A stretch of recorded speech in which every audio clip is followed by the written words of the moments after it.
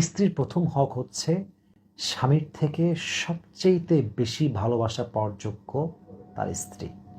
সন্তানের আগে, মায়ের আগে, বাবার আগে।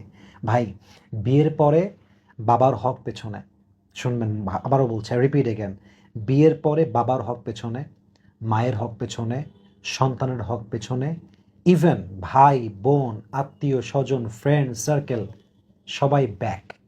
সবার আগে আপনার স্ত্রীর অধিকার।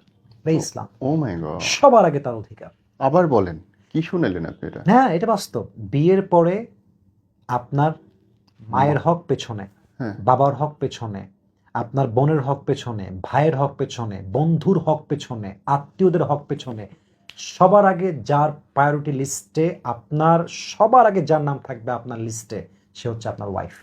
ও সবচেয়ে দামি। এটা খোদা। রাসূলের হাদিস। আপনার বউ সবচেয়ে বড় কিন্তু অধিকার একটা রাখে। লাইনেই জীবনের সব সমস্যার সমাধান। সমাধান। অথচ এখানে সব ভেজাল। সব ভেজাল এখানে। কেউ মাকে দাম দিয়ে ফেলছে, কেউ স্ত্রীকে ডাউন করে ফেলছে, কেউ স্ত্রীকে আকাশ উড়াচ্ছে, মাকে ডাউন করে ফেলছে। আপনাকে ব্যালেন্স রাখতে হবে এবং মাথায় রাখতে হবে যে আমার বউটা আমার কাছে প্রথমে সবকিছু। ব্যাস, তারপরে অন্য সবাইকে দেখছি। তারপর আমি সবাইকে কারোর দেখছি, সঙ্গে আমি ইনজাস্টিস কাউকে করবো minus না, করতেছি না। কাউকে ইনজাস্টিস করবো না। I'm not making injustice. Right, I'm just trying to establish the justice.